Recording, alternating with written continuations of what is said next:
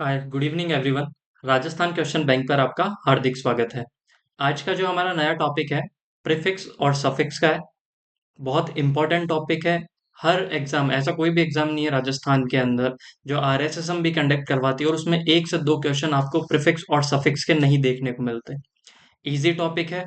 अगर आपको थोड़ा सा वोकेबलरी पर अगर आपकी कमांड है तो आप इजीली इसे कर सकते हैं। आइए देखते हैं।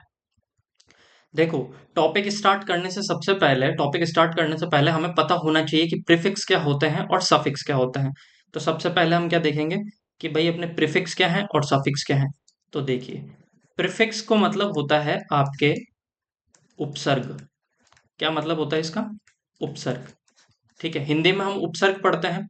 अच्छा, उपसर्ग हिंदी में हम क्यों पढ़ते हैं? उपसर्ग का मतलब होता है कि किसी शब्द के आगे लगकर उसके अर्थ में यदि कोई परिवर्तन कर देता है तो उसे हम कहते हैं उपसर्ग। तो प्रीफिक्स का मतलब उपसर्ग। और दूसरा आपके है सफिक्स। सफिक्स का मतलब क्या है? तो सफिक्स का मतलब है आपके प्रत्यय। सफिक्स का मतलब क्या होता है? प्रत्यय। प्रीफिक्स है तो प्रीफिक्स कहां पर लगता है? तो प्रीफिक्स लगता है हमेशा पहले और सफिक्स हमेशा लगता है बाद में। ये चीज आई होप आपको क्लियर हुई होगी। तो प्रीफिक्स और सफिक्स में आपको कोई दिक्कत नहीं है। कैसे याद रखेंगे? तो देखिएगा, सबसे पहले एग्जाम हमारे कौन सी एग्जाम होती है? 10th के, 12th है और 8th क्लास में हमारे किसके एग्जाम होते हैं? बोर्ड के एग्जाम होते हैं। किसके एग्जाम होते हैं? बोर्ड के एग्जाम होते हैं। और एग्जाम होने से पहले आपका एक एग्जाम और होता है, दैट इज प्री बोर्ड। तो प्री का मतलब समझ जाएंगे अपन कि प्री का मतलब ही होता है पहले। याद रह जाएगा। हाँ जी। प्री पोजीशन, ठीक है। प्री पोजीशन क्या बताते हैं? आपको वो पोजीशन बताते हैं, इसलिए हम उसे प्री पोजीशन बोलते हैं। किसी नाउन की इनकी जो आपकी पोजीशन बताते हैं, इसलिए हम प्री पोजीशन बोलते हैं। और सफिक्स लगते हैं आपके बाद में। अब देखिएगा, choose the appropriate prefix to make new word. ठीक है, आपको कोई प्रीफिक्स यूज करना है। ठीक है, और प्रीफिक्स यूज करके आपको एक नया शब्द बनाना है। तो देखिएगा, सबसे पहले तो हमें कंटेंट का मतलब पता होना चाहिए कि कंटेंट का मतलब क्या होता है।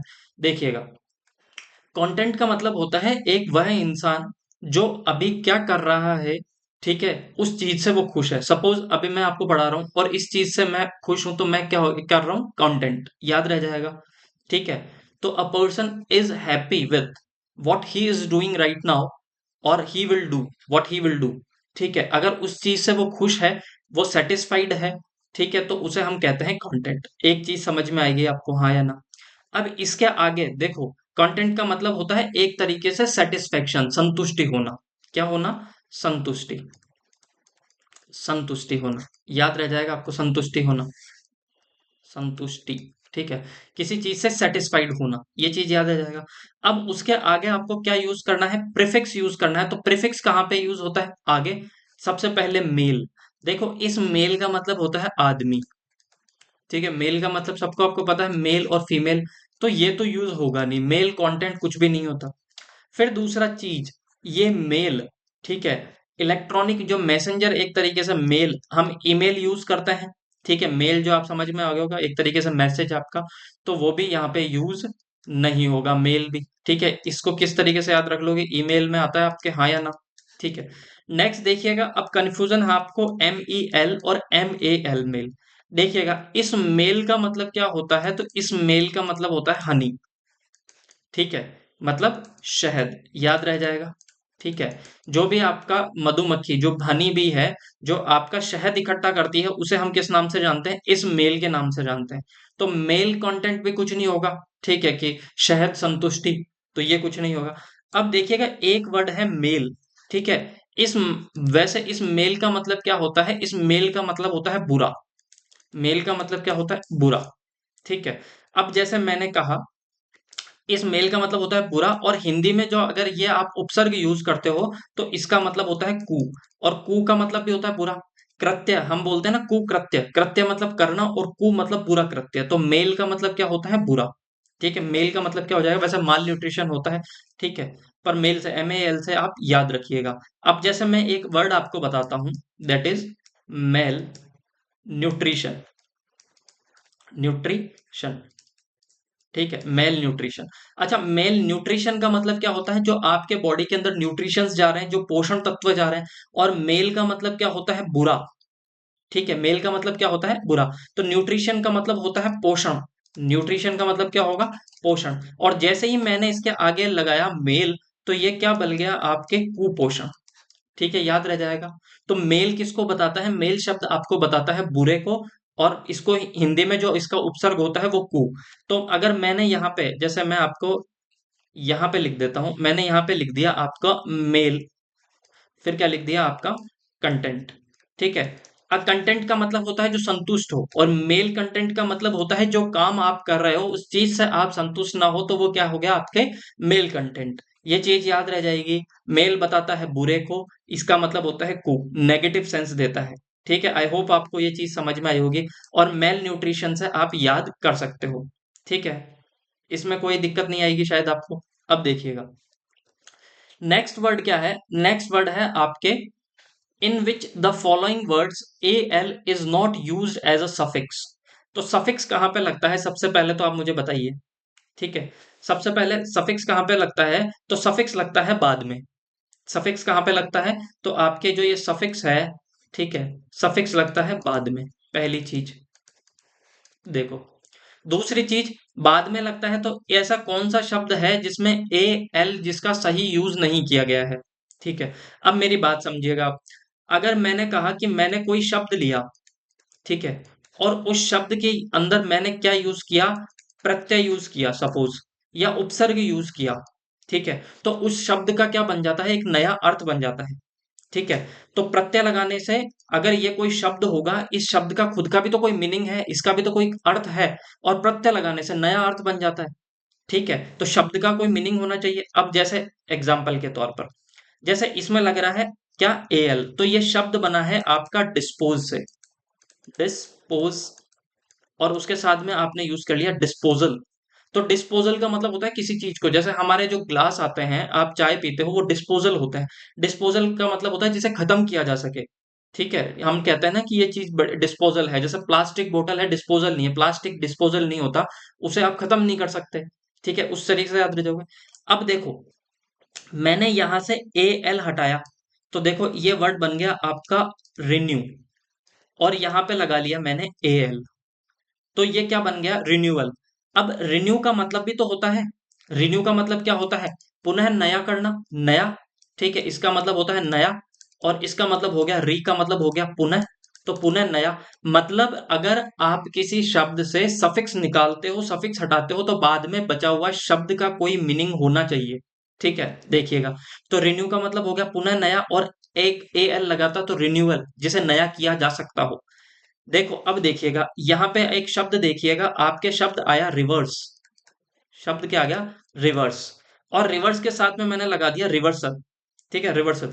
तो रिवर्स का मतलब क्या होता है? जिसे आप क्या कर सकते हो? उल्टा कर सकते हो। ठीक है, उल्टा करने के योग्य है रिवर्सिबल। ठीक है, याद रह जाएगा आपको। तो रिवर्स का भी तो खुद का कोई मीनिंग होना चाहिए। सिंपल सी बात है, अगर आपको नहीं समझ में आ रहा तो आप इतना याद रखिएगा कि जब भी किसी शब्द में आप प्रत्यय और उपसर्ग हटाते हो, तो बाद में बचे हुए शब्द का खुद का कोई मीनिंग, अर्थ निकलना चाहिए। आई होप आपको समझ में आया होगा। तो रिवर्स का मतलब होता है क्या? उल्टा। ठीक है, याद रह जाएगा, तो इसमें ये सही है। अब देखो, यहां से मैंने हटा दिया लोए और ए एल, लोयल। ठीक है, यहां से अगर मैं क्या हटाता हूं, यहां से मैं आपके सफिक्स हटाता हूं, तो लोहे का तो कोई मीनिंग ही नहीं होता। मारवाड़ी में जरूर हम बोलते हैं कि लोहे पी रहा है, खून पी रहा है, पर ये लोहे का हिंदी के, सॉरी, इंग्लिश के अंदर कोई मीनिंग नहीं है अपना सेपरेट। ठीक है, तो आपका यहाँ पे कौन सा नहीं होगा, कौन सा वर्ड नहीं होगा? तो ऑप्शन नंबर 4 आपका यहाँ पर आंसर होगा। ए एल का इसमें सही यूज नहीं किया है। आई होप आपको ये चीज अच्छे से समझ में आई होगी। नेक्स्ट देखिएगा। अब देखो, यहाँ पे इन्होंने एक शब्द दिया है स्मार्ट। शब्द क्या दिया है? स्मार्ट। स्मार्ट का मतलब होता है सुंदर। ठीक है, इंटेलिजेंट वाइज भी और स्मार्ट।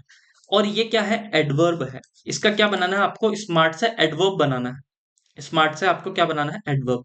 पहली चीज, आप मेरी एक चीज याद रखिएगा, यदि किसी शब्द के बाद में आप एल वाई लगा देते हो, तो वो क्या बन जाता है? आपका एडवर्ब बन जाता है। क्या बन जाता है? एडवर्ब। याद रह जाएगा, इसमें कोई मेरे हिसाब से दिक्कत नहीं होगी। जैसे मैंने बोल दिया कोस्टली, लास्ट में क्या लगा दिया? एल वाई लगा दिया, महंगाई। ठीक है, कॉस्टली है, बहुत महंगा है, तो ये क्या बन गया? एडवर्ब। ठीक है, याद रह जाएगा आपको, हाँ या ना? जैसे मैंने बोल दिया ओकेजनली, एल वाई लग गया, क्या बन गया? एडवर्ब। मैंने बोल दिया रिपीटेडली, क्या बन गया? एडवर्ब, ठीक है, जिसके लास्ट में एल वाई लग जाता है मोस्टली वो क्या बन जाता है, आपका एडवर्ब बन जाता है। तो इसका ऑप्शन नंबर 2 तो सही होगा। स्मार्टमेंट कुछ भी नहीं होता, स्मार्टेड भी कुछ भी नहीं होता। अब बचा आपका यहाँ पर कि सर स्मार्टनेस भी तो लगता है, तो बिल्कुल स्मार्टनेस वर्ड होता है, पर स्मार्टनेस आपको किसको बताता है, स्मार्टनेस बताता है आपके नाउन को, किसको बताता है, संज्ञा को, ठीक है, किसको बताता है, संज्ञा को। अब आप कहोगे कि सर कौन सी संज्ञा को बताता है, तो ये बताता है मेरे एब्स्ट्रैक्ट नाउन को। किसको बताता है, एब्स्ट्रैक्ट नाउन को। अब आप कहोगे कि सर हमें पल्ले नहीं पड़ रहा है एब्स्ट्रैक्ट नाउन क्या होता है, तो एब्स्ट्रैक्ट नाउन का मतलब होता है एक ऐसी चीज जिसे आप तोल नहीं सकते, माप नहीं सकते। मैंने कहा कि उसकी स्मार्टनेस, उसका जो दिमाग है ना बड़ा चतुर है, चतुर को आप तोल लोगे क्या, ठीक है। ये क्या है, एक तरीके से आपके मन के भाव हैं, तो मन के भाव को आप कभी तोल नहीं सकते, तो एक तरीके से भाववाचक संज्ञा है ये। क्या है, भाववाचक संज्ञा। अब स्मार्टनेस क्यों नहीं हो सकता, क्योंकि आपसे क्या पूछा गया था, एडवर्ब पूछा गया था, इसलिए आपका ऑप्शन नंबर 1 करेक्ट नहीं होगा। आई होप आपको चीज समझ में आई होगी। स्मार्टनेस, तो जिसके लास्ट में एनईएस लगा दो आप, लेजीनेस, ठीक है, तो ये क्या बन गया आपका, ये बन गया एब्स्ट्रैक्ट नाउन, जिसके लास्ट में नेस लगा देते हो आप, ठीक है। आई होप आपको चीज समझ में आई होगी, ठीक है। जैसे मैंने एक वर्ड और लिख देता हूँ, रेंडमली, ठीक है, याद रह जाएगा रेंडमली, ठीक है। मैंने लिख दिया टाइमली। ये हम जब एडवर्ब पढ़ेंगे तो उसमें बहुत अच्छे से पढ़ेंगे, बहुत डेप्थ में पढ़ेंगे, बस इतना याद रखिएगा कि जिसके लास्ट में एल वाई आ जाए वो क्या होता है, आपका एडवर्ब होता है। क्या होता है, एडवर्ब होता है, ये चीज याद रह जाएगी। अब एक चीज आपके दिमाग में आ रही होगी, सर बार बार एडवर्ब बोल रहे हो, एडवर्ब क्या होता है। देखो नाउन को, नाउन की क्वालिटी, नाउन की विशेषता कौन बताता है आपके, भाई संज्ञा की विशेषता कौन बताता है आपके, बताओ कौन बताता है आपके। तो एक तो होता है आपके, देखो मैंने कहा नाउन, नाउन की जो विशेषता बताता है वो बताता है आपके एडजेक्टिव, और एडजेक्टिव की जो विशेषता बताता है वो होता है एडवर्ब। अब एक क्लास लंबी हो जाएगी इसलिए हम इसको बाद में पढ़ेंगे, सिर्फ इतना याद रहना आप। नेक्स्ट देखिएगा, बिहेव। अब बिहेव का मतलब क्या होता है, आपके व्यवहार। बिहेव का मतलब क्या होता है, व्यवहार, ठीक है, क्या होता है, व्यवहार। और बिहेव का एक वर्ड और मैं बता देता हूं, दैट इज आपका कंडक्ट। कंडक्ट का मतलब भी क्या होता है, बिहेवियर होता है, आपका बिहेव होता है। अब आपसे क्या पूछा था, सेलेक्ट द करेक्ट प्रीफिक्स, आपको सही प्रीफिक्स का यूज करना था टू मेक एन ऑपोजिट, क्या विलोम शब्द बनाने के लिए आपको किसका यूज करना था, आपको सही प्रीफिक्स का यूज करना था। तो एक वर्ड मैंने लगा दिया अनबिहेव। अनबिहेव आपका कुछ भी नहीं होता, अनबिहेव आपका कुछ भी नहीं होता। इल बिहेव भी कुछ नहीं होगा। मेल बिहेव का मतलब क्या होता है, बुरा व्यवहार नहीं, ठीक है, मिसबिहेवियर होता है। तो ऑप्शन आपका किसको बताएगा, आपके नेगेटिव को बताएगा, ठीक है। पहले बात तो मिस किसको बताता है, हमेशा नेगेटिव सेंस बताता है, नकारात्मक। किसको बताएगा, आपके नेगेटिव सेंस को यहाँ पे आपके बताएगा। फिर दूसरी चीज किसको बताएगा, नेगेटिव सेंस को। पहली चीज जैसे मैंने बोल दिया मिसकंडक्ट, क्या बोल दिया, मिसकंडक्ट। कंडक्ट का मतलब क्या होता है, व्यवहार, और मिस का मतलब होता है बुरा।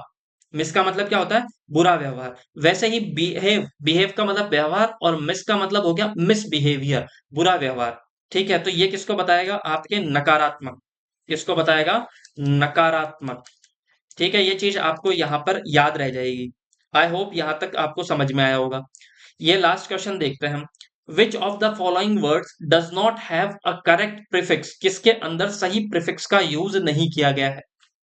देखो, वैल्यूएशन, वैल्यूएशन का मतलब होता है किसी चीज का आकलन, ठीक है, किसी चीज का आकलन करना।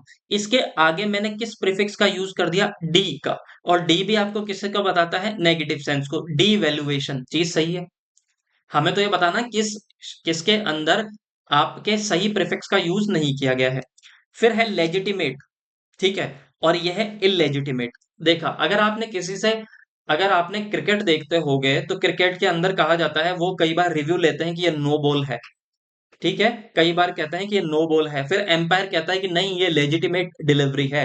लेजिटिमेट का मतलब है कानून के दायरे के अंदर होना, लीगली होना, कानूनी होना, कानून के दायरे में होना, ठीक है। अब मेरी बात सुनिएगा, इसके अंदर जो प्रीफिक्स लग रहा है वो आपके लग रहा है इल।